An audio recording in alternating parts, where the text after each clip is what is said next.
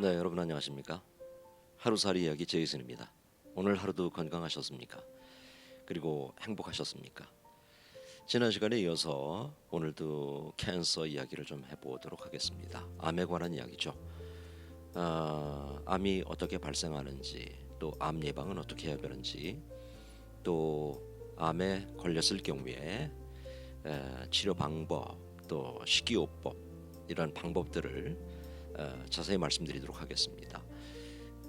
어떤 물질이 암에 좋고 또 암을 공격하고 암을 치료하고 회복하는지 이런 내용도 시간이 계속되면서 여러분들께 말씀을 드리도록 하겠습니다. 지난 시간에 이어서 오늘은 이기적인 암세포에 관해서 한번 알아보도록 하겠습니다. 앞에서 표현한 것처럼 암세포를 일컬어서 반란군이다 혹은 배신자다 이렇게 표현을 합니다.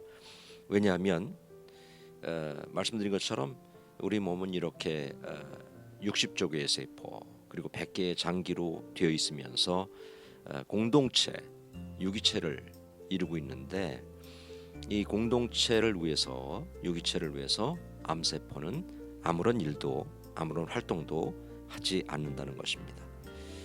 이 암세포가 좋아하는 것은 뭐냐면 세포들에게, 이 건강한 세포들에게 침투해서 모두 악성 세포로 만든다고 하는 것입니다.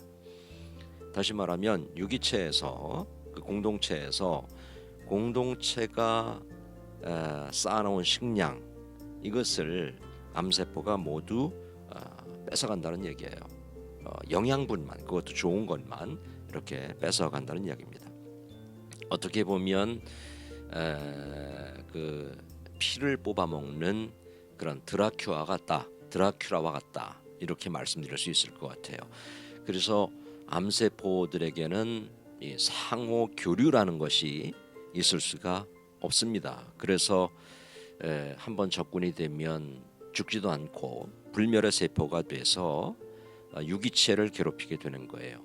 건강한 세포들을 끝없이 괴롭혀서 결국은 힘을 못 쓰게 만드는 이 암세포는 유기체의 조정신호에 아무런 반응도 하지 않는다. 이렇게 아시면 좋을 것 같습니다. 그리고 이 종양세포는 근처에 있는 면역세포들을 완전히 무장 해제시켜 버리는 거죠. 이 면역세포라는 것은 쉽게 말해서 이런 겁니다. 우리 몸의 시크릿 가드라고 할까요? 이거 우리 몸을 지키는 군인과 같은 것, 또 우리 몸을 지키는 경찰과 같은 건데, 이 종양세포가 그런 그 좋은 면역세포들을 무장 해제시켜서 결국 완전히 그 자기들이 지배하는 그런 공동체로 만들어 버리게 되는 것입니다. 모두 자기들 편으로 만든다, 이렇게 이해하시면 될 것 같아요. 자, 이렇게 되면은 어떤 일들이 발생을 하느냐? 무력화된 백혈구, 다시 말해서 NK 세포라 그러죠. 자연 살상 세포, 아마 들어보셨을 겁니다. 이게 영어로는 Natural Killer라고 얘기합니다. 눈앞에서 이 백혈구와 자연 그 살상 세포가 코앞에서 이제 종양이 이렇게 막 번식하는데도, 증식하는데도 전혀 싸우려고 들지 않는 거예요. 이미 종양세포와 한 편이 되었기 때문에 그렇게 되는 것입니다. 이 종양에는 두 가지가 있죠. 하나는 양성 종양, 그리고 또 하나는 악성 종양, 이렇게 두 가지로 분류를 하는데, 그러면 양성 종양은 뭐고 악성 종양은 뭐냐?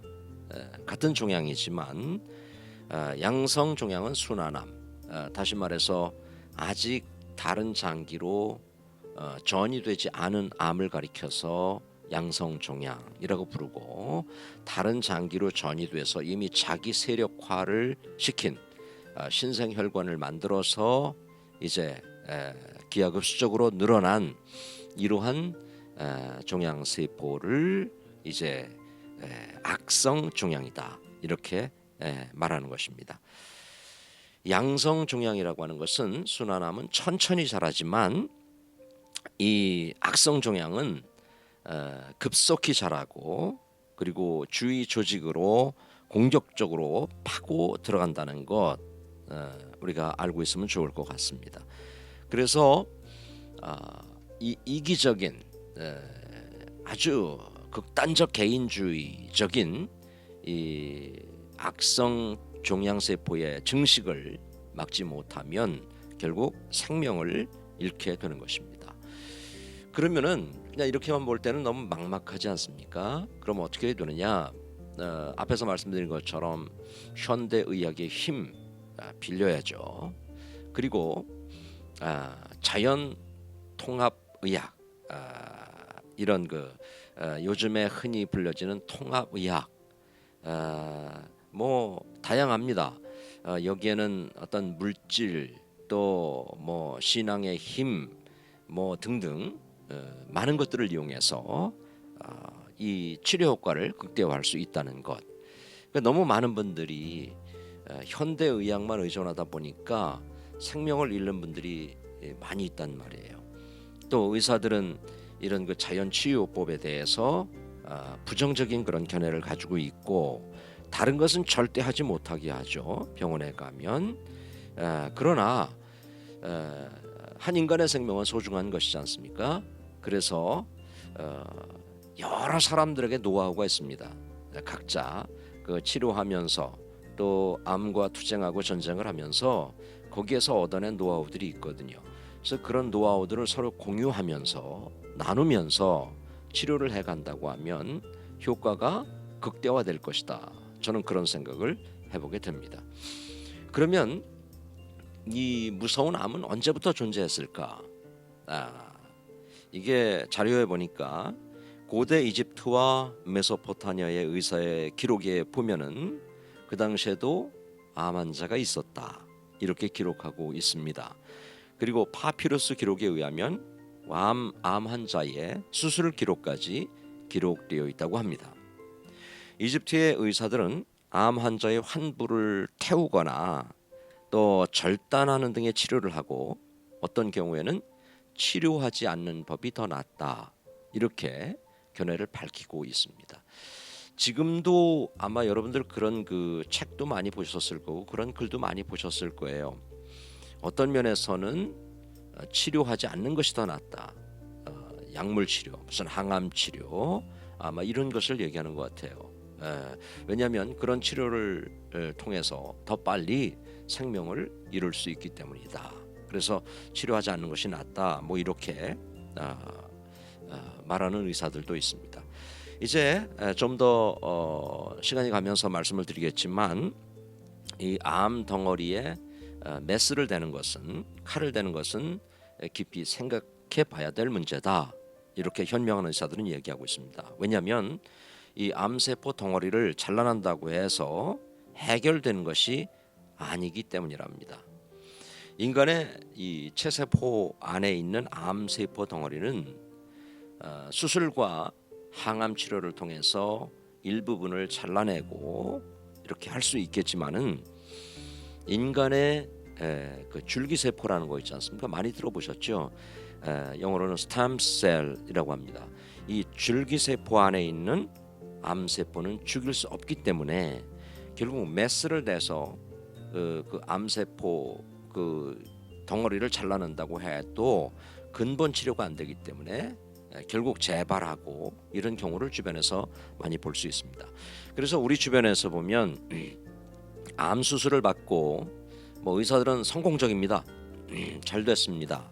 뭐 이렇게 이야기를 하고 격려를 하지만 얼마 지나지 않아서 이 암이 재발하고 더 심각하게 전이 되어 있는 것을 우리가 볼 수가 있습니다.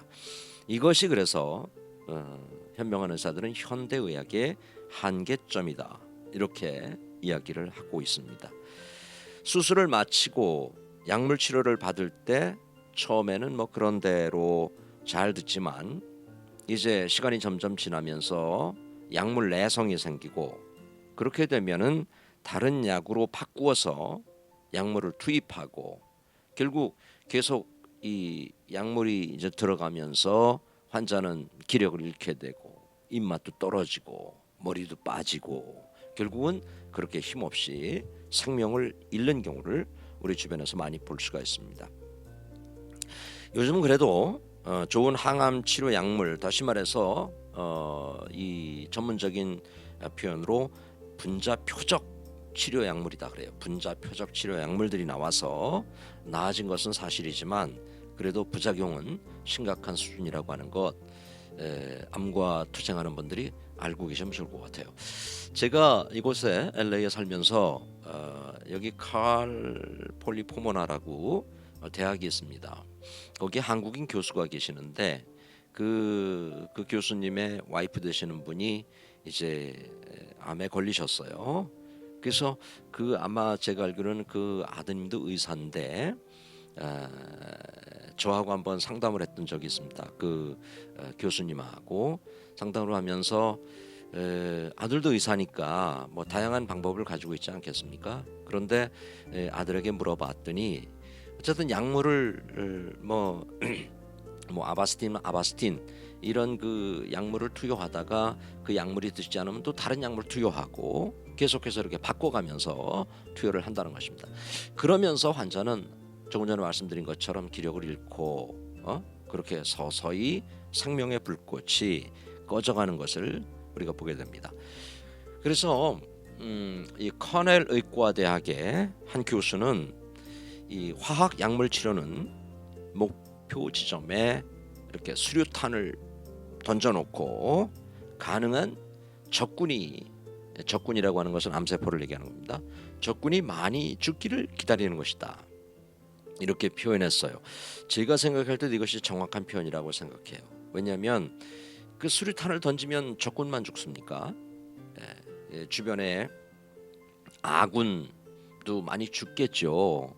적군은 종양세포고 아군은 정상세포인데 그러면 적군도 많이 죽지만 아군도 많이 죽기 때문에 결국 어떻게 되는 거예요? 우리 몸을 지키는 그런 그 가드가 다 죽어나가니까 결국은 힘을 못 쓰고 생명을 잃게 되는 경우를 우리가 볼 수가 있다는 것입니다. 그래서 결국 화학 약물 치료, 즉 항암 치료를 통해서 적군만 죽이는 것이 아니라 아군이 많이 죽게 되고 우리 면역 체계가 완전히 초토화돼서 다시 회생할 수 없는 그런 단계까지 가게 된다는 것입니다. 이와 같이 이렇게 이 수류탄 공격은 많은 부작용을 낳게 된다. 군인만 죽는 것이 아니라 민간인까지 죽이기 때문이다. 자, 그러면 어떻게 이제 막막하기만 한 암을 이제 우리가 치료해 가야 되고 치료의 방향을 우리가 잡아가야 되느냐? 좀 더 구체적으로 말씀드리면 분자 표적 맞춤 치료를 해야 된다는 것입니다. 이것이 아마 여러분들 저도 BRM 연구소의 박양호 실장님하고 같이 오래 이렇게 일을 하고 그분의 도움을 또 많이 받고 LA 오시면 제가 모시고 이야기도 많이 나누곤 했는데 그분이 얘기하는 것입니다. 분자 표적 맞춤 치료를 해야 된다. 이것이 현대의학이 지금 여기까지 와 있습니다. 그래서 현대의학의 힘을 빌려서 자신이 가지고 있는 암이 어떤 경로를 통해서 어디까지 발전되고 전이 되었는지를 확인하고 앞으로 어떻게 진행될 것인지를 확인하고 거기에 맞는 맞춤 치료를 해야 된다. 이렇게 그분은 말씀하시는데 저도 그 말씀에 동의합니다. 그래서 면역 화학 조직 검사라는 것이 있어요. 이 면역 화학 조직 검사를 하면 내가 지금 가지고 있는 이 암에 대해서 아주 정확하게 그렇게 결과가 나옵니다. 그래서 그거를 가지고 이제 현대의학과 그리고 통합의학의 힘을 빌려서 치료를 해 나가신다고 하면 좋은 결과를 얻게 된다고 하는 것입니다. 자, 오늘은 여기까지만 하겠습니다. 이기적인 암세포 그리고 이제 현대의학과 통합의학의 힘을 빌려서 치료를 해 나가면 효과를 볼 수 있다라고 하는 말씀 드렸습니다.